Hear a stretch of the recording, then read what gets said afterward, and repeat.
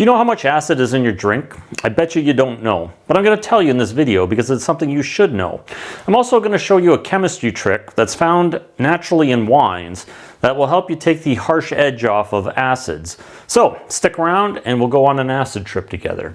I'm Darcy O'Neill, this is Art of Drink, and of the four key flavors, sweet, sour, salty, and bitter, sweet and sour are the most important. They are the basis for almost every drink, the best example being wine. Anybody who grows grapes or makes wine knows that the sugar content and the acidity of the grape makes the wine. So a lot of fruit juices, it's acid and sugar balance. Cocktails, acid, sugar balance, same with soda, anything you drink.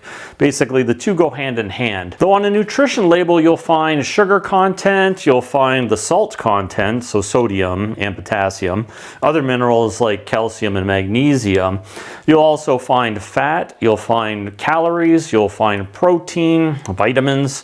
On alcohol bottles, you'll find the alcohol content, and even on beer, some beers, you'll find the bitterness in the IBU scale. So there's a scale for everything on labels, but you will never find acidity, or it's rare. In wines, you may find it sometimes on a label, depending on how open the winemaker is, but in general you'll find the acid listed as an ingredient, but you're not going to get a gauge of intensity of the acid. So one of the things that you want to find is what is an acid balance. Now this is important whether you're making cocktails, soda, or any drink.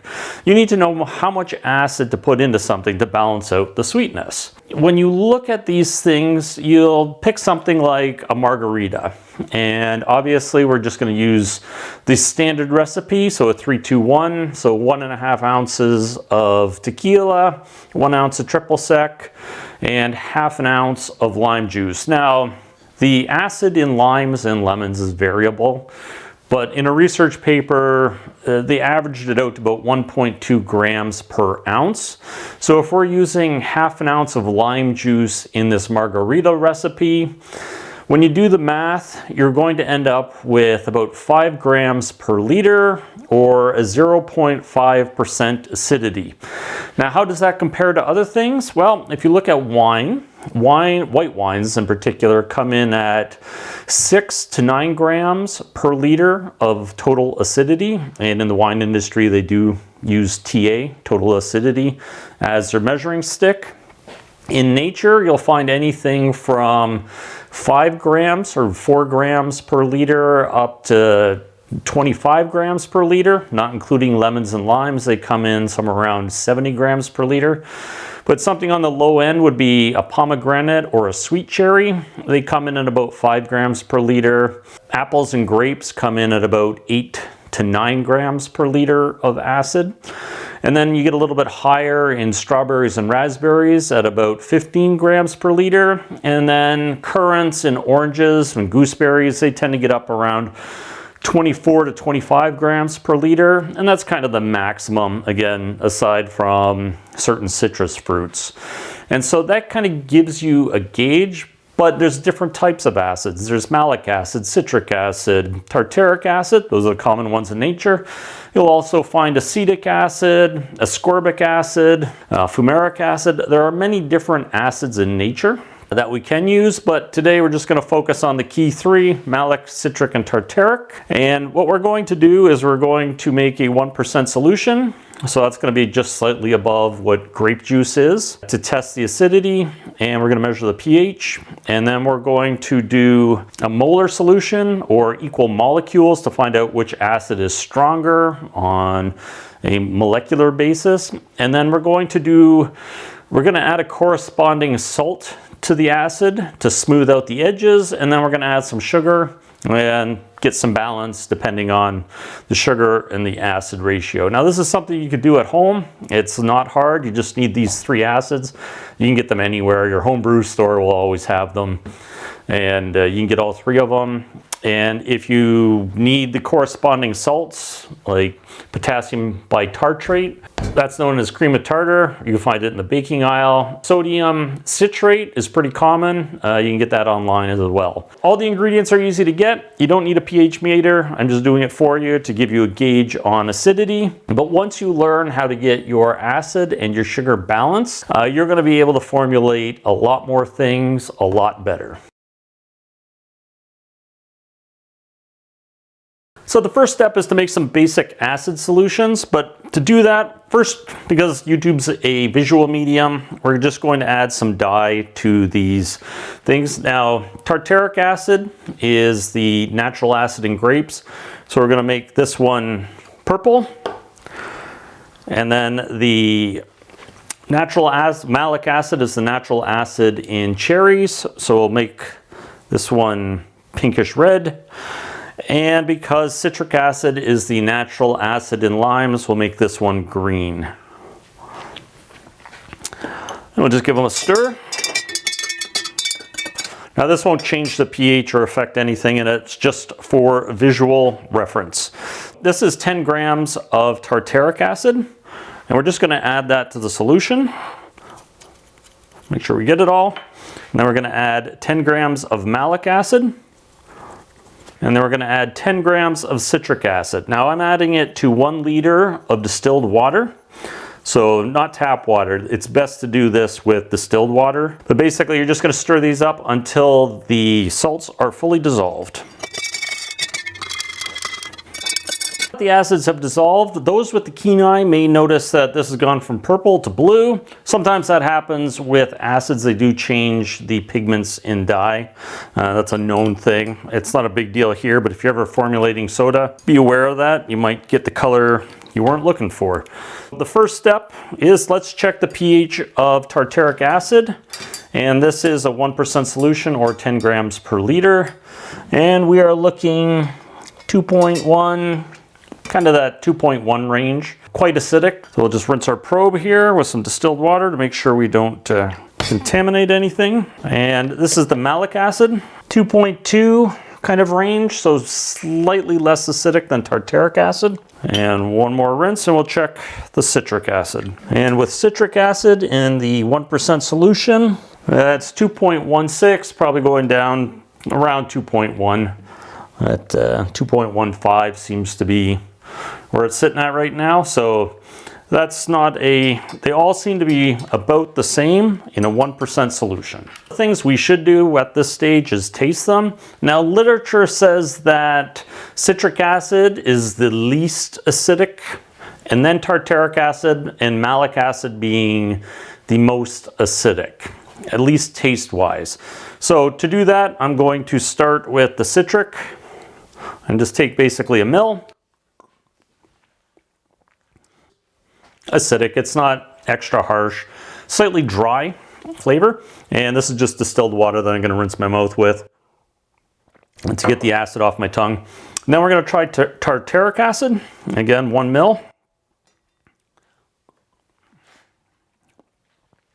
Now that is definitely more acidic. It doesn't have the drying element that citric acid. It's maybe a little harsher than citric acid. Flavors are slightly different. Hard to describe. You'll have to try it yourself. And then malic acid. We'll take roughly a ml. And yeah, this one tastes different. I wouldn't necessarily, it's hard to say it's more acidic than this. It's definitely more acidic than the citric acid. It's got that drying element on your tongue that's similar to the citric acid, and it seems to be a cleaner flavor than the tartaric acid. I don't necessarily have a preference at this point. Obviously it's going to work with different flavor compounds, but they're all relatively the same. They don't actually have like super intense acid flavor. If you were to try something like acid phosphate, which uses phosphoric acid, though this is a pH of about 1.8, 1.9, it's got far more punch in it because it uses a stronger acid. So the next step is to do equal molecules of this. So let me show you how to do that. So now this step is just the chemist in me wanting to try something. So what we're going to do is do equal molecules. If you've studied chemistry, you'll know what molar solutions are. And it's just a way of making sure that each solution has the same number of molecules. Because if you have different number of molecules, the acidity can go up or down. So in this case, when I did the 1% solutions, I knew that would be adding more. So all I'm going to do is add more of the acid to bring it up to a 0.1 molar solution. Again, don't worry about the molarity stuff. Just know that these adjustments are making the same number of tartaric acid molecules to the same number of malic acid molecules to the same number of citric acid molecules. And that's just going to give an equal comparison. We'll do the pH and I'll do the taste test. So first we just got to get these dissolved.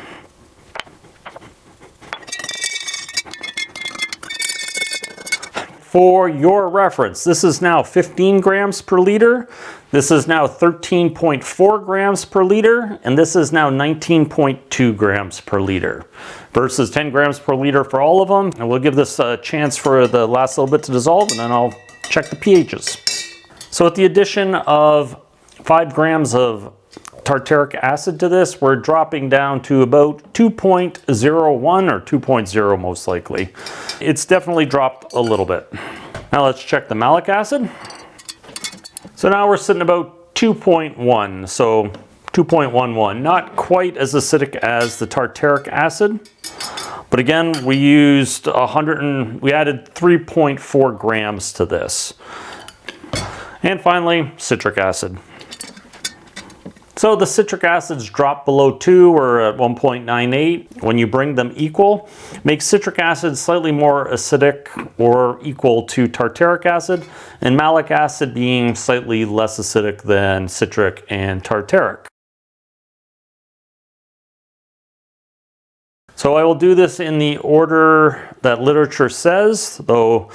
So that means starting with citric, and again 1 ml. Again, not harshly acidic, mildly pleasant, no harshness, but I don't really notice that it's any more acidic than it was. So we will try the tartaric. Now that's harsher. There's definitely an increase in the acidity that you can tell. Not the most pleasant of acids. One thing you'll notice in the old history books is that they didn't use a lot of tartaric acid in sodas. They deemed it too harsh. Now, the wine world may argue because tartaric acid is what makes wine great, but it's something for you to play with. So let's try the malic acid. Mildly pleasant, not harshly acidic. The harshest one is tartaric acid, and these two are mostly equal from what I can tell. There's nothing unpleasant about these ones. This was just a little more, there's something to it that makes it a little less pleasant. But in general, they are slightly more acidic, though I don't notice it so much with the citric acid, though we increased it almost by 2 times, or we added 9 grams.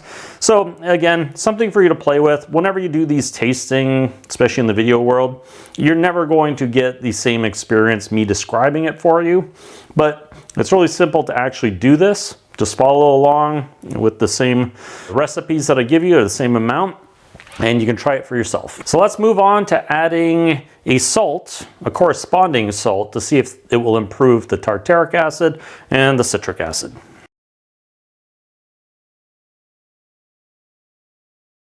So in this step, we're going to add a corresponding salt to the acid. The best example is here we have citric acid. We're going to add sodium citrate, sodium being the salt, and it's reacted with citric acid. So if you took something like sodium bicarbonate, mixed it with citric acid, you get all sorts of bubbles, and you'd end up with sodium citrate. Basically, in the chemistry world, this is called making a buffer. It's adding the salt to the acid. And what that does is that when you increase the volume of the liquid or even add other ingredients, the pH is going to stay about the same, within reason. It resists changing pH. And somehow in the world of taste, these additional ions that we put into solution seem to take the rough edge off of the acid. So it makes it a more pleasant experience. Now in the wine world, you'll end up with bitartrate crystals, sometimes called wine diamonds. They'll form a crystal in the bottom.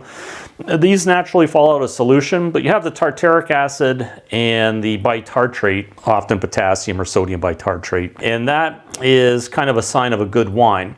So that just happens that these things come into balance, and if it naturally occurs and wine is, immensely popular, there's something to it.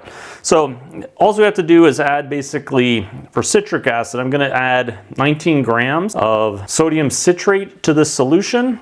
So we're basically doing equal amounts on this one. Now I found potassium bitartrate not that soluble, so I'm adding half the amount to the acid, so 7.5 grams. These solutions are fairly cold, so it may not fully dissolve, and you may need to use less. Sodium citrate actually dissolves quite easily. Now while those are dissolving, malic acid, finding malic, sodium malate or other is a little bit harder. You'll find it as magnesium malate and other supplements. So potassium bitartrate is hard to get in solution. It's got a maximum solubility of about 5.7 grams per liter at room temperature. So it's going to take a while for this to get in. It might be slightly more soluble in acid, but as you can see, this cleared up within a minute. So let's check the pH on this. And as we noted before, it was around 2. And we will see if it actually changes. So what you'll see is now that we've added an equal amount of sodium citrate, our pH is now 4. So it'll be interesting to taste this and see whether it has changed significantly. Now it is less acidic, but there's still an acidic bite in there. It's definitely smoother. And one of the things about having a sodium ion or sodium salt in there is they do enhance flavor. So you put salt on your food, adding salts like sodium and potassium to these solutions will help flavor enhancement. It'll make your cocktails and sodas taste slightly better. You can add less sodium citrate. You can actually add any of these salts that you want, and you'll get a lower pH if you're looking for. So if you want to get something around 3, just play with the mixtures a little bit. I'll check this one even though everything's not quite dissolved yet. So this has moved up from about a 2.0 or a 2.1 to 2.3. And if I heated this up, it's quite cool. More would go into solution. And just a quick note, once all the potassium bitartrate dissolves, you're going to get a pH around 2.45. I'd recommend a little bit less salt, potassium bitartrate salt, and go somewhere in the 4 to 5 gram range, maybe even a little less. Your pH is going to be relatively the same, so it's going to have a little buffering capacity, but too much is just going to lead to the salts falling out of solution. But you may find that if we do a taste test, it is much less harsh than it was with just the pure acid. It does change things, and in this case for the better. Again, you're getting your pH up a little bit. Again, if you heated this up a little bit, the remaining amount of salt in there would probably dissolve. So if you want to get started making your own concentrated acid solutions, where you can add to a cocktail or a soda or a syrup, where you just take 1 ml of the concentrated acid solution, add it to a soda or a cocktail, and you'll end up with 0.5% or 0.5% acidity, or 5 grams per liter, or you add 2 mils of the acid solution and you get 1% acidity or 10 grams per liter, just like wine. I've done all the calculations for you. I posted over on my Patreon page. It's in a PDF file. It will get you started a lot quicker. And my Patreon page is only $5 a month. It really does help support this channel. I'm trying to do a lot of extra work over there for supporters, including doing the pH and the calculations for you, because when you add 100 mils of water and 100 grams of acid, you're not going to get 200 mils of solution. So you need to calculate how much acid's in a mil and then figure that out into a cocktail. I've done that all for you. It'll get you up to speed a lot quicker, and like I say, it does support the channel and it keeps it going. So if this interests you, please feel free to go check it out, and it's all there for you.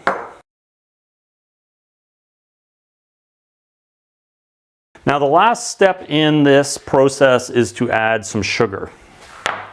So I've pre-weighed 100 grams of sugar, and we're going to add that to each one of these.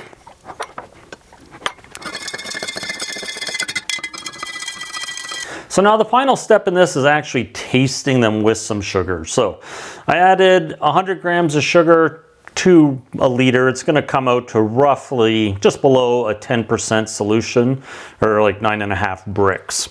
So that is going to give us kind of a general idea. Typically, if you were to taste grape must for a grape like Riesling, you're going to have, 9 grams per liter of acidity and 20% sugar in that range, 20 bricks. So this is 10 bricks with probably about twice as much sugar, depending on which one we're talking about. But let's try the citric acid and sodium citrate. Now that tastes really good. You still get the acidity in it, but the buffering agent gives us, you don't want to say salty, but you can definitely tell there's some salt involved in it. It's quite an interesting flavor. It could be a little more acidic, so use less sodium citrate. Now, if we do the tartaric acid, way more pleasant this way. With the addition of sugar, it takes away a lot of that perceived harshness when you're tasting the acid straight. And this is exactly why we do this, because there's almost a wine element to it, and it's not unpleasant. Unlike tasting the acid straight, it had an unpleasantness to it. Now let's try the malic acid, which is said to be the most acidic, though I haven't found that the case. And again, it doesn't have a buffering salt, so it does come across as more acidic than these two. Very pleasant. It does have that reminiscent cherry acidity. All three of these are very different. That's something you need to experiment with if you're into this. And the idea that you can change a recipe by changing the acid, and these are only 3 of them, there's probably another half dozen we can work with, allows you a lot more creativity. And now that you understand that you're looking for that 1 to 2% range for acidic bite, and that's an important element. You probably didn't know that at the beginning of this video, unless you're in the wine world or you formulate sodas for a living. But the idea is we're looking for 1%, 2%, depending on how acidic you want it and how much sugar you're putting in. A 10% solution with 1% acid or 2% acid is drinkable, though the acidity might be slightly high, except for if you're using a buffering salt. And so there's lots of variables in this. Whenever you get to formulating your own sodas, check out the different acids. You may stumble upon something that tastes better, like the tartaric acid, oddly. It just goes to prove you don't need to use lemons and limes. They're getting quite expensive nowadays. You can use pure salts and buffering salts to come up with something similar. And in fact, you could probably make a soda that is completely unique without lemon or lime. And even if you're working behind the bar, cocktails, they can be different. And now that you know that you're looking for 1% to 2% or 10 to 20 grams per liter of acid in your drinks, go off and be creative. So thanks for watching, and I'll see you next time.